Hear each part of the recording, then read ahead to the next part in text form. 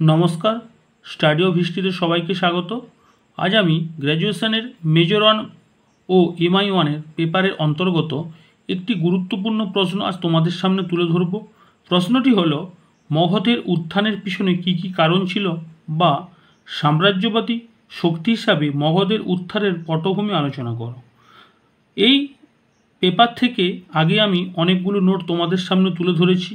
এখনও পর্যন্ত যারা নোটগুলি পাওনি বা দেখে উঠতে পারোনি, তারা আমার এই চ্যানেলটি সাবস্ক্রাইব করে পাশে থাকা বেল আইকনটি অল করো, তাহলে তোমরা ধারাবাহিক ভিডিওগুলি পেয়ে যাবে। তাহলে আজ শুরু করছি। দেখো তাহলে, মগধের উত্থানের পিছনে কি কি কারণ ছিল, বা সাম্রাজ্যবাদী শক্তি হিসাবে মগধের উত্থানের পটভূমি আলোচনা করো। এটা তোমাদের 10 মার্কস 10 নম্বরের জন্য খুব গুরুত্বপূর্ণ। প্রথম তোমরা প্যারা করবে, প্রাচীন বৌদ্ধ এবং জৈন গ্রন্থ থেকে আমরা জানতে পারি খ্রিস্টপূর্ব 6ষ্ঠ শতকে উত্তর ভারতে কেন্দ্রীয় রাজশক্তির অস্তিত্ব ছিল না। মূলত এই সময় 16টি রাজ্যের অস্তিত্ব ছিল, যাকে আমরা ষোড়শ মহাজনপদ বলে থাকি। আর্যাবর্তে অবস্থিত এই মহাজনপদগুলির মধ্যে ঐক্যের অভাব থাকার ফলে তারা পারস্পরিক বিবাদে লিপ্ত থাকত। এই মহাজনপদগুলির মধ্যে কোশল, অবন্তী, বৎস ও মগধ অতি উল্লেখযোগ্য হয়ে ওঠে এবং আর্যাবর্তে রাজনৈতিক প্রাধান্য স্থাপনের উদ্দেশ্যে তাদের মধ্যে দীর্ঘস্থায়ী ও সংঘর্ষের সূচনা হয়। শেষ পর্যন্ত অপর 3 প্রতিদ্বন্দ্বী রাজ্যকে ধ্বংস করে সমগ্র আর্যাবর্তে মগধের একছত্র আধিপত্য প্রতিষ্ঠিত হয়। ডক্টর হেমচন্দ্র রায়চৌধুরী বলেন, ইংল্যান্ডের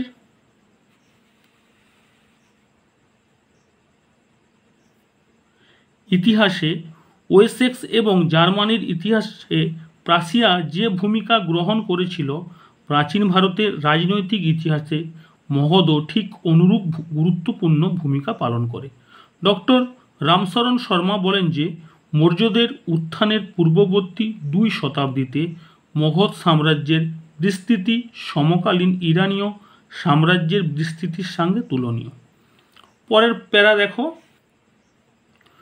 আর্যাবর্তে রাজনৈতিক প্রাধান্য লাভের সংগ্রামে মগধের সাফল্য অর্জন কোনো আকস্মিক বা অতি প্রাকৃত ঘটনা নয়।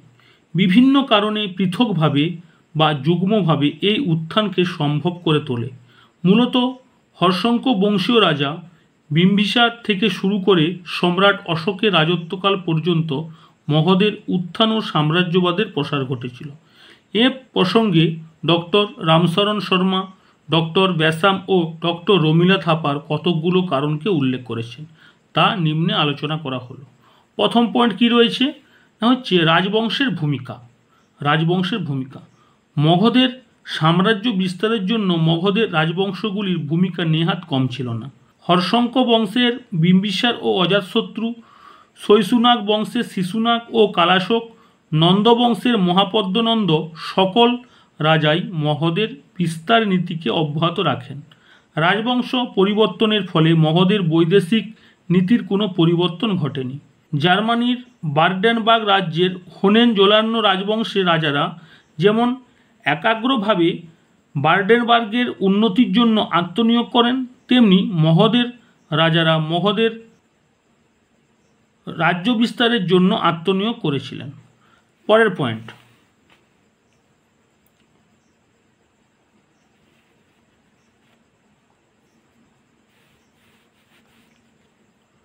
যোগ্যতা সম্পূর্ণ রাজাদের উদ্ভব। বিম্বিসার, অজাতশত্রু, শিশুনাগ, মহাপদ্মনন্দ, চন্দ্রগুপ্ত মৌর্য এবং অশোকের মতো সমরকুশলী, দক্ষ ও উদ্যমী রাজাদের ভূমিকা ছিল অতি গুরুত্বপূর্ণ।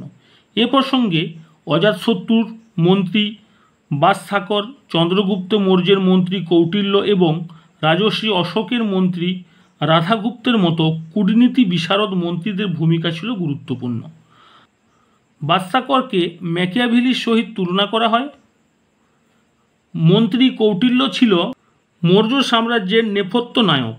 মন্ত্রীদের কূটনৈতিক বিচক্ষণতা এবং রাজন্যবর্গের শৌর্য বীর্যের সমন্বয় মগধকে অপ্রতিহত করে তোলে। নেক্সট পয়েন্ট কি রয়েছে দেখো, ভৌগোলিক অবস্থান। মগধের ভৌগোলিক অবস্থান মগধের শক্তি বাড়াতে সাহায্য করেছিল।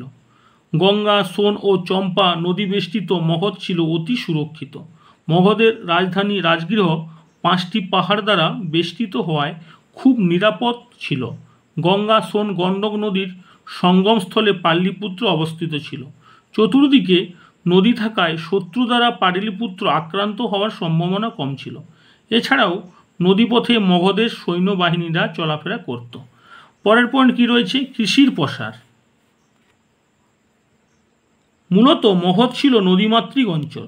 গঙ্গা, সোন, গণ্ডকের পলিমাটি এবং যথেষ্ট বৃষ্টিপাতের কারণে গাঙ্গে উপত্যকা কৃষি সমৃদ্ধ হয়ে উঠেছিল। এই অঞ্চলে যেমন লোকসংখ্যা অধিক ছিল, তেমনি কৃষির ফসল ও অধিক ফলত। খাদ্য ও জনসম্পদের প্রাচুর্য এই অঞ্চলের উন্নতির পথ প্রশস্ত করেছিল। রমিলা থাপার বলেন, মগধে কৃষি অর্থনীতির উপর নির্ভর করে একটি সাম্রাজ্যের কাঠামো গঠনের সম্ভাবনা প্রথম জন্মলাভ করে। এটা তোমাদের এই পয়েন্টটা তোমাদের মিস করে গিয়েছিলাম, এই কোটেশনটা রমিলা থাপারের, তাই একটু ছোট লেখা হয়েছে, ঠিক আছে, একটু দেখে নাও ভালো করে। আচ্ছা, তারপরের পয়েন্ট কী রয়েছে না, বাণিজ্য। মগধে শুধু আভ্যন্তরীণ বাণিজ্য নয়, নদীর মাধ্যমে বৈদেশিক বাণিজ্য চলত। গঙ্গা, সোন, গণ্ডক নদীপথে বাণিজ্য হতো। গঙ্গার পথ ধরে মগধের বণিকরা বঙ্গোপসাগর, দক্ষিণ ভারত ও দূরপ্রাচ্যে পাড়ি দিত। জলপথ ছাড়াও স্থলপথে মগধের বণিকরা কাশ্মীর ও গান্ধার যেত। জাতক এ সমুদ্রপথে ও স্থলপথে চলাচলকারী বাণিজ্যিক সম্ভারপূর্ণ বড় বড় শকটের মিছিলের উল্লেখ রয়েছে। নেক্সট পয়েন্ট, খনিজ সম্পদ। খনিজ সম্পদে পূর্ণ মগধের তামা ও লোহার খনিগুলি ছিল মগধের আর্থিক সমৃদ্ধি ও সামরিক শক্তির প্রধান সহায়। কৃষি, যন্ত্রপাতি ও যুদ্ধাস্ত্র নির্মাণে লোহা ও তামার ব্যাপক ব্যবহার তৎকালীন মগধে প্রচলিত ছিল। কৌটিল্যের মতে মগধের লৌহ খনিগুলি ছিল তার সামরিক শক্তির গর্ভগৃহ। নেক্সট পয়েন্ট, অরণ্য সম্পদ।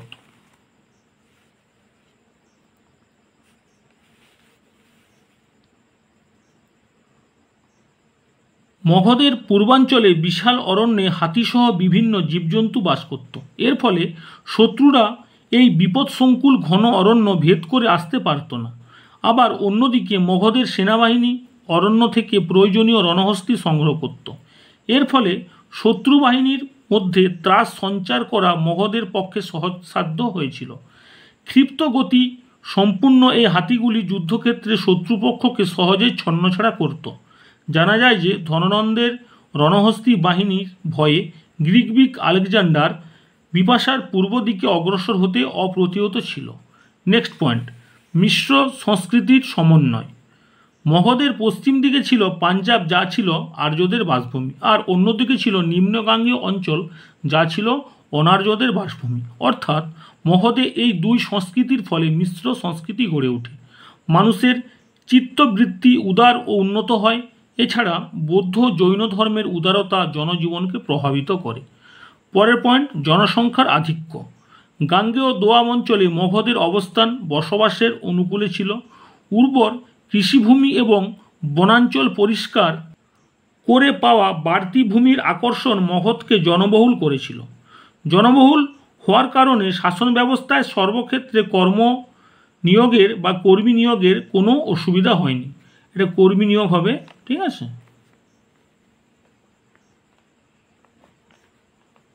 কর্মী নিয়োগের কোনো অসুবিধা হয়নি। সাম্রাজ্যের সমৃদ্ধিতে গুরুত্বপূর্ণ ভূমিকা নিয়েছিল। পরের পয়েন্ট, আদর্শবাদ। মগধের উত্থানের পিছনে আদর্শবাদ একটি শক্তি হিসেবে কাজ করেছিল, আর এই আদর্শবাদ থেকে জন্ম নিয়েছিল সাম্রাজ্যবাদের উদ্যম ইচ্ছা। মগধের রাজন্যবর্গ এই আদর্শে অনুপ্রাণিত ছিলেন। তারা সম্রাট, একরাট, বিরাট, সার্বভৌম, রাজচক্রবর্তী প্রভৃতি উপাধি গ্রহণ করতেন। চন্দ্রগুপ্ত মৌর্য ও অশোকের আমলে এই আদর্শ পূর্ণতা পেয়েছিল। শেষ পয়েন্ট, মগধের উত্থানের পেছনে কোন কারণটি গুরুত্বপূর্ণ ছিল তা নিয়ে ঐতিহাসিকদের মধ্যে বিতর্কের অন্ত নেই। ডক্টর রামশরণ শর্মা মগধের উত্থানের পেছনে প্রাকৃতিক কারণকে অধিক গুরুত্ব দান করেছেন, কিন্তু অন্যদিকে রমিলা থাপার অর্থনৈতিক কারণকে সর্বাপেক্ষা কারণ হিসাবে দেখিয়েছেন। কিন্তু একথা বলা যায় যে মগধের উত্থানের পেছনে সবকটি কারণ ছিল গুরুত্বপূর্ণ। তাহলে আজ তোমাদের কাছে এই প্রশ্নর উত্তরটি আলোচনা করলাম, খুব গুরুত্বপূর্ণ প্রশ্ন উত্তর। তোমরা অবশ্যই ভালো করে প্র্যাকটিস করো খাতায় লেখো, মুখস্থ করো। এখন থেকে তোমরা অভ্যাস করে রাখো, দেখবে পরীক্ষার সময় তো তোমাদের অনেক চাপ কম মনে হবে। তো আজ এখানে রাখছি, তোমরা ভালো থেকো, সুস্থ থাকো।